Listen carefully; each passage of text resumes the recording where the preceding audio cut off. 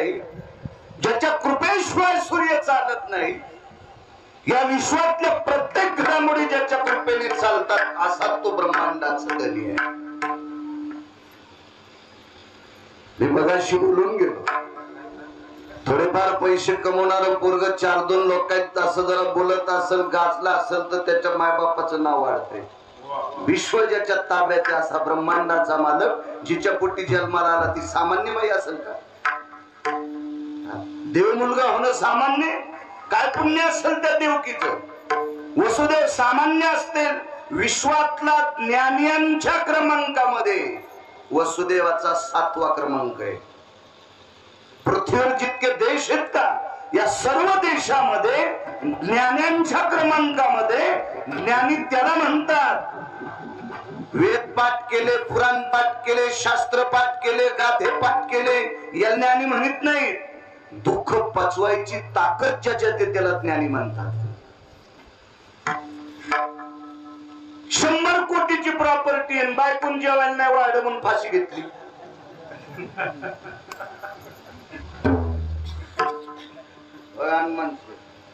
त्याला ज्ञानी म्हणत असते. कसं म्हणता येईल भाऊ त्याला ज्ञानी? बाबाने 200 कोटीची प्रॉपर्टी कमिली आणि शाळेत का जात नाही म्हणून पोराला एक ठोका आणला, त्याने येताना इरीत उडी आणली. ज्ञानी म्हणतात त्याला. दुःख पचवायची ताकद अनंतराव ज्याच्यात, त्याला ज्ञानी म्हणत असतात. 7व्या क्रमांकाचा ज्ञानी वधिता बालक नामा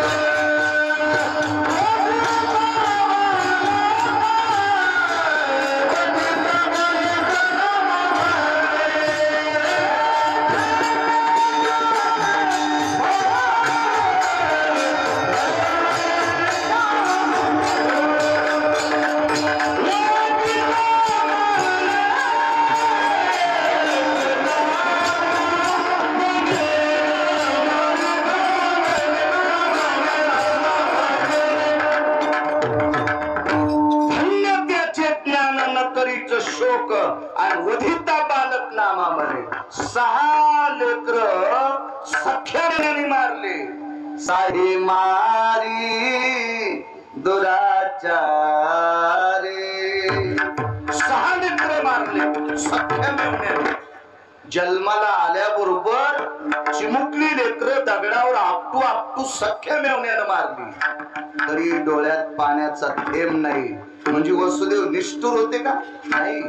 ज्ञानी येत आणि ज्ञानी माणसं पांचट माणसापाशी रडत नसतात. ज्ञानी बायका हलकट बाईपाशी रडत नसतात. ज्ञानांना दुःख सांगावं. जो कंस नावाचा राजा बहिणीला आणि मेवण्याला बंदिशाळेत टाकतो, तो हलकट आहे. इतक्यावर जायचं नाही. पंढरी बुवा सर आई वडिलाला अंधार कोठडीत टाकलं की आमचे लोक हे जर झाकून होते. वसुदेव देवकीच सांगते, त्यांनी त्याचे मायबाप सांगायला पाहिजे ना. मी त्याला कंस म्हणत नाही, कंस आहे. काय करणार आहे ते मग? तुम्ही लावून द्या त्याला म्हणा बाळू महाराजाचं वाईट करते, येतो का पा? काय करणार ते कंशातलं? मेला देव मारला पंढरपुरातल्या मालकाने एका बुक्कीतच.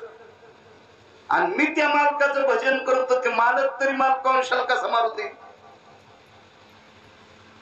स्वतःच्या आई वडिलाला या नालायक कंसानं अंधार कोठडीत टाकलं होतं. किती हलकट आहे. आई वडिलाच्या विरोधात वागणारा इतका हलकट असतो, त्याचं पाप मोजायला ब्रह्मदेवाकडे तराजू नाही. भला ते गाथे पाठ करीत असल, शास्त्र पाठ करीत असल, पुराण पाठ करीत असल, हजारो भागवत ऐकत असल, लाखो कीर्तन ऐकत असल, 100 देवाच्या वाऱ्या करीत असल, आणि ते मायबापाला जर मानित नसल तर त्याचं तोंड पाहिलं सकाळी हत्या समम पापहा. नाही गाय कापली तरी गाय कापले इतकं पाप लागतं. शास्त्रा सांगते उचितात फल यती व्याप्तील सती कालखंड भयदायन्ते मातृं पितृं विशुद्धि भया दर्शम यामि सकल सुता प्रातर्विनियो जाति भयो प्रातर्विनियो जाति भयो हत्या समपापजनो हत्या समपापजनो हत्या समपापजनो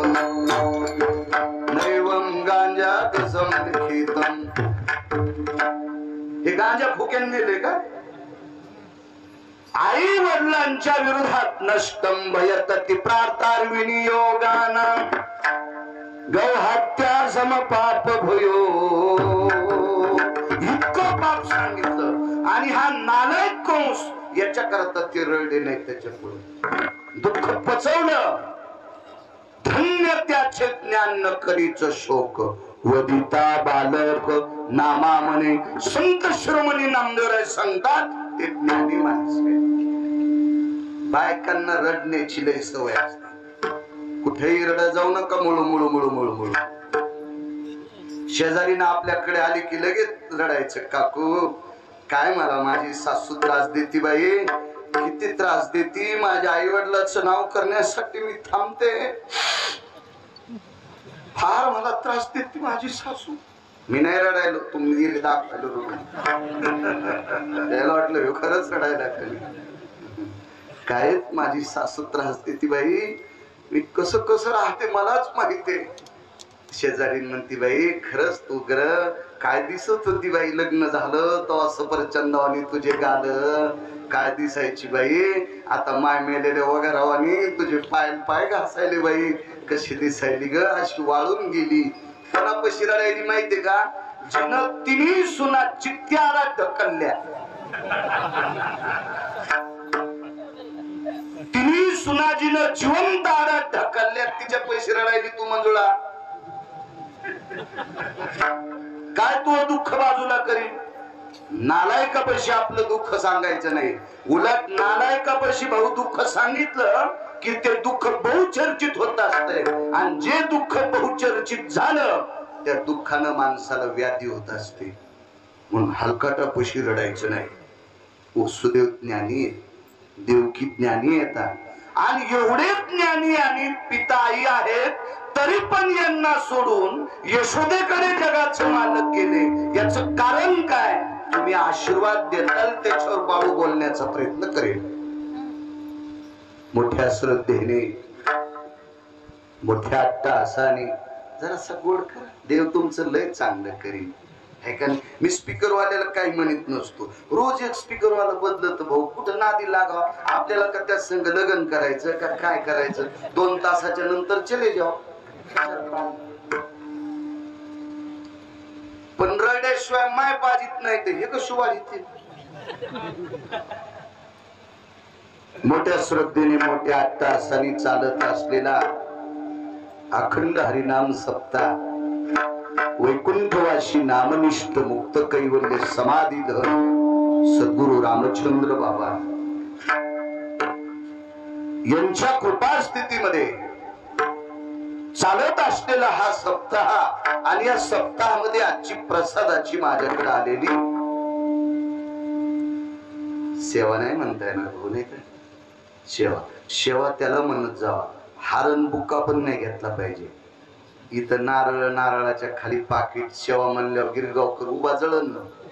आमचे सगळेच लोक म्हणते सेवे करता अभंग घेतला, पाकिट कुठं नदीत टाकलंस का?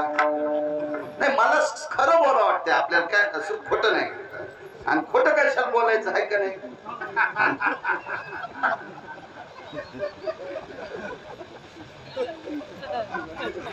वल्ल्या फोकान हाणायला पाहिजे व्याश्रमाच्या. विठाला विठाला विठाला.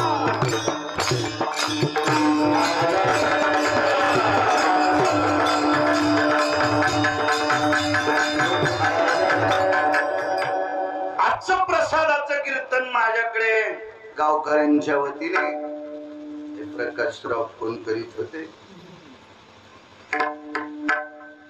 परवाला मारवाडीला काल्याला आलो. अनंतराव यजमान होते, सरपंच देशमुख. तिथे मला वाटतं शेठजी आपल्या सोबत प्रसादाला जेवायला होते. तिथं कळालं की इथले यजमान तेच आहेत. आदरणीय सन्माननीय